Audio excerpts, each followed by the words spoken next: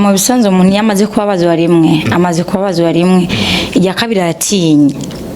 aratinya nicyo gituma hari abakubwira ngo nabasingo ariko ugasanga aramufise ariko bamuvuge amugaragaze nawe umenga ntiyerewe nta serious nawe acahitamo kuvuga ko abamufise ariko aravuga ko ari singo kugira ngo none avuga wabona atanu n'umusima amafise aca byihoza. Nshuti bakunzi mudukurikira muri benshi ndabaramukije muri kumwe na Eric Nyandwi ino ni UBM TV uno munsi naho tukaba dufise umutumire ubutaha twari turi kumwe hano kuri UBM News uno munsi yashimye gutembera muri studio zacu bamwita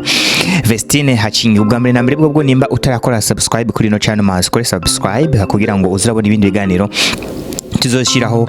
mu nyuma hano kuri no channel yacu ya UBM News. Rero ndamuhe kaze muri studio zacu ndakora mukije Vestine. Rakomeye. Ndakubona uraho. Ndakomeye nanje. Haraci gihe tutakubona wari wagiye he ko twahora tukurondana tukubone buri busy nibiki bimeze gute?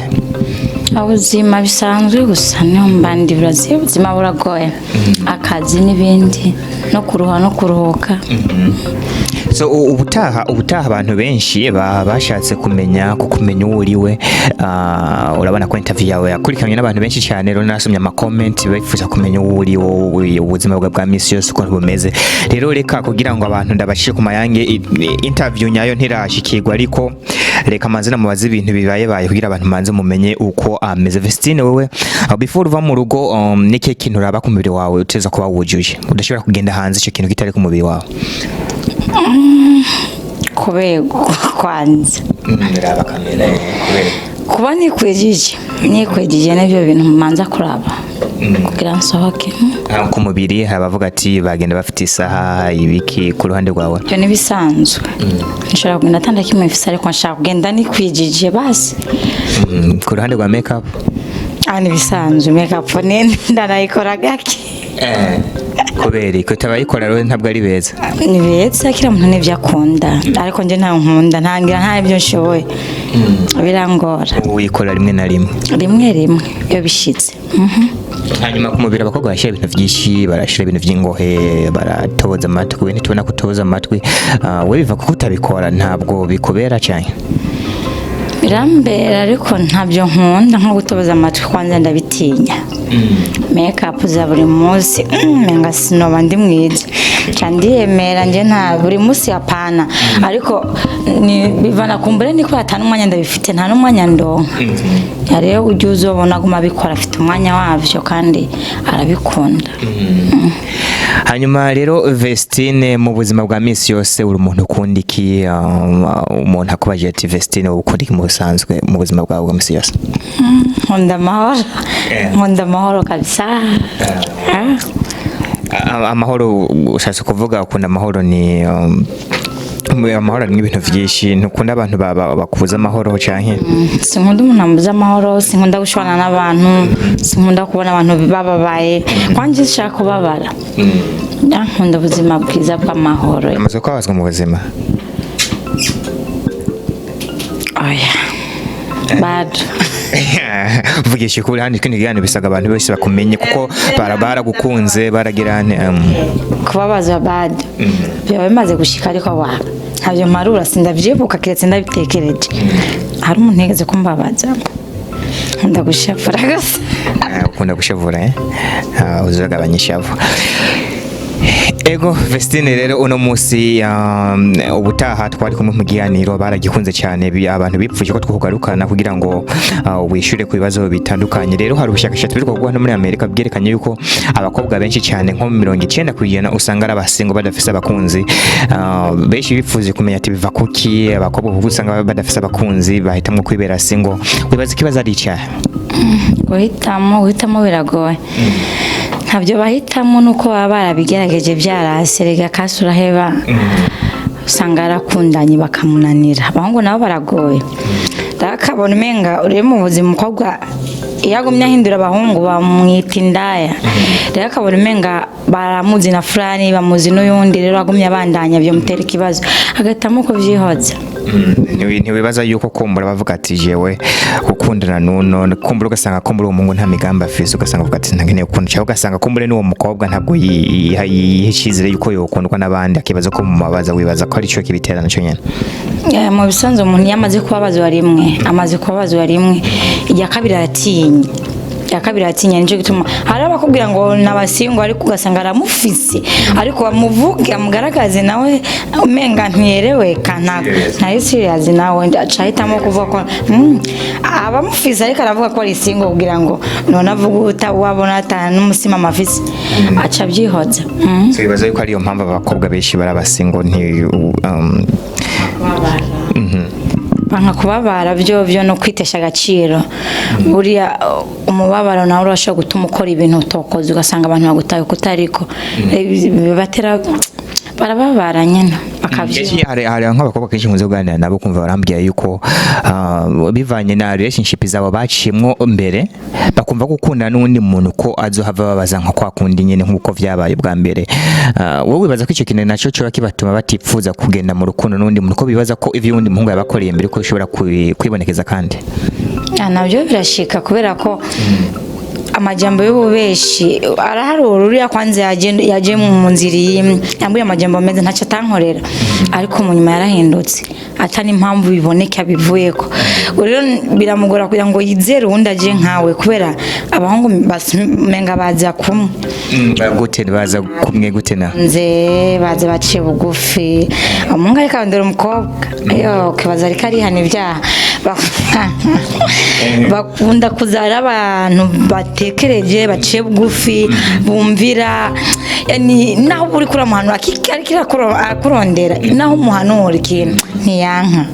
ariko usanga rero nuriya ko yabikoze bwa mbere hanyuma gahinduka wewe byo buzwa niki ugatuma umukobwa byanka abitinya kandi so aburi cyiza cyo kwizana n'uwo muhungu akumva ko nivyasubira kandi ko bizomuzanira ikibazo none bikamuhungabanyiriza umutekano w'umutima wiwe. Ya nibaza ko baratinya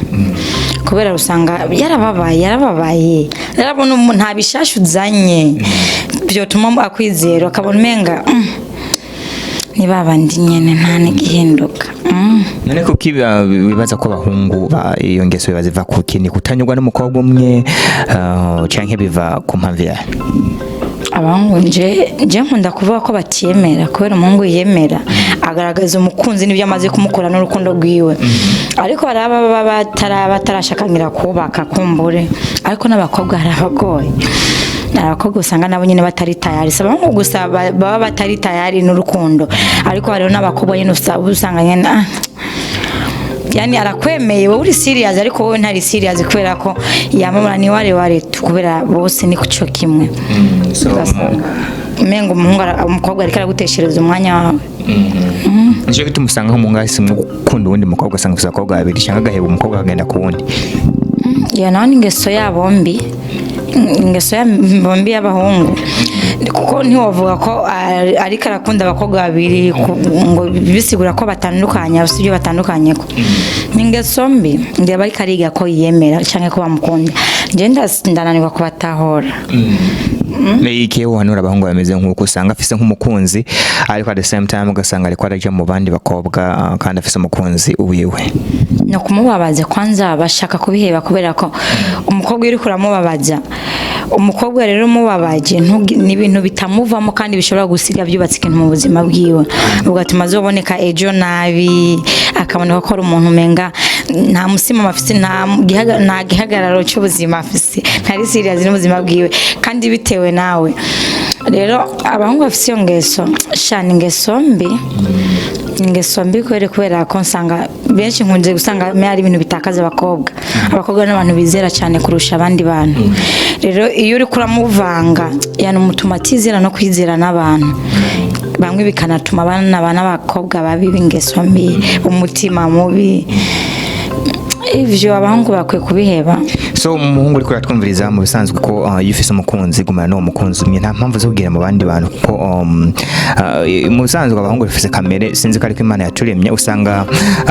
ntituka kuraba utuka ko ufise umukunzi ukabona uwundi mukobwa kurenza imbere ukavuga ati ujya mukobwa ararenza ariko ntibivuga yuko uravye kuki ugendayo ibintu hari kwindi kwita controlling imibiri yacu ubonye umukobwa kanaka ari gufise umukunzi gerageza uha agaciro umukunzi wawe wumve ko kugenda kumuvanga uko ari ibintu bimutesha agaciro kandi nawe nyine bikagutesha agaciro kuko uburiya hari ikintu nubwo ubura umugabo ibi hari umugabo twaganira arambira ati ibintu ntibishikira abahungu gusa no kubagabo birabaho ahubwo igikora nubwo igikora no kwigunya ukavuga ati ufise umugore uriyubaha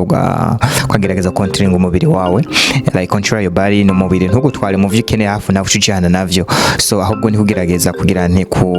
kumenya aho uhagaze ntuvanga ibintu video bonje nabo kuko ni wabananye ugenda ngusosa ufise n'abakunzi 200 ingahe kubera ko atamusimamo ufise Vestine ufise umukunzi none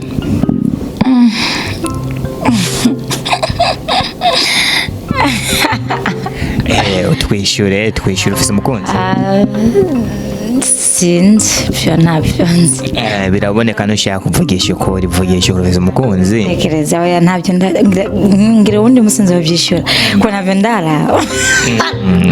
abandi babeshera abahungu mubambeshera abahungu ntabyo ndatekereza sinzi ko namufise nuko namufise rero nk'umuhungu agukeneye yokore kugira kuronke nabyo ukora si ibintu bigoye gusa ankunze byoshika sanze shaka gukunda kandi nawe akabajya nkunda no mwiga kubera ko ukwazi uza wese n'ababeshi baza umenga barakunda umuntu ariko no gusenga no kwihangana so kubo ikintu cyambere baba kugira umuhungu mwemere nica kugira ngo mbati no muhungu no mukunda twokundana niki kintu uraba we kuranda rwawe oyumbazo ndi mose oyumbazo no musi kubera ntabyo ngira ndatekereza n'ubundi oya hari ikintu buraba uvuga ati jewe umuhungu alese akaza yakora amapantaro mama akaza yambaye ko ishaka avuga ati no muntu bivigenda gutegese sino mukunda ubwo n'urugero rero wewe ku ruhande rwawe wowe ubibona gute umuhungu kugira ngo umunyemere ikintu uvuga turaba niki kuvuga akwijiwe avuga ati none mwemera oya mu bisanzwe sino tanga impamvu imwe canke zibizo tumuntu namwemera koko nzi ko umuntu yagukunda ibyo wankara biheba kandi ibyo ukunda akabikora nibaze ko naho yoba yambara nabi amaze kuba nkunda nkaba ndavyanka yobiheba rero mu bintu biboneka bisanzwe hari bitotuma ntayakunda umuntu kubera ko unkunda yobiheba ndabimubujije kubiboneka n'ivyaha by'ubwambi vuga ati okay nko kwambara nabi usanga wambara ibintu bitiyubashe kuko nje mfite abavyeyi biyubashe mfite umuryango ndi mutoyi mu muryango wacu mfite bakuru banje romba sishaka kuba ndi kumwe n'umuntu yiyubashe nko munyambara ko nanje ndikwiza nago nambara ubusa rero kwambara byo iyo wambara nabi nanjye ntabyo nkunda Ego Vestine turagushimiye hanyuma niriba ngukoresha kugira ngo bahungu bagukunda ko biraboneka ko umengo hano umukobwa abantu bakurikirana baraba bifuza bahungu beshi bakurikira wibaza ko ari kiye gituma abantu beshi bagukunda Naco nzi ko nabango hari ikintu bankundira kubera ko ntarutana abandi ndi umuntu asanzwe nkabo sinzi ngira baranyikundira Imana bayizagire ikintu kiri special to you ikintu kiri special waho uvuga atandukanye n'abandi bakobwa hari kivisa sinkunda gushwana narusaku nkunda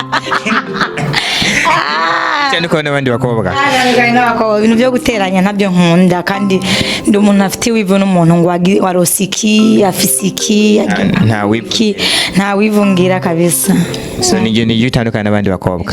ushaze kuvuga abakobwa bahevye ibintu nivyo usanga bibaranga barabifise abakobwa benshi barabifise n'abagore benshi so abakobwa gusa n'abagore abantu batanezerwa n'ibindi by'abandi bagore y'abagore hasasa umuntu amunyabere ariko usanga ntabyo wishimiye ariko umependeza ariko ntabyo ukunze nje ndabyanga abakobwa barafakinga n'abantu batavugisha ukuri ugasanga umuntu aramubona ameze yaberewe yagize ne ku mutima ugasanga afite agufitiye urwanko ariko hariya hanze akerekana ko umenga aramukunze siho nico rero ni yawe ivu nyene nje nanka ntawe mfise vraiment nje waberewe ndagurira waberewe kandi iyo ugize ikintu ciza ndashima kandi bishobotse ko ndagufasha canke nishimana nawe ndabishoboye kubera mba nishimira ibintu by'abantu je abakobwa ari ibintu dutandukanye ko ni wivu bivu ni by'abandi sina Ego Vestine Hachi Ingingo ndagushimiye ko wafashe umwanya kuganira natwe wakoze cyane. Amina namwe murakoze.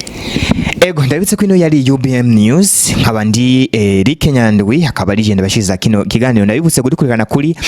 Facebook izina ni Eric Nyandwi wibuke ko gukanda like kuri page yacu ya Facebook abarundi badukirana benshi cyane barenga abarundi 150 nimba urimo unkurikirana ndagushimiye cyane n'ubu taha ni ubmnews.com murakoze.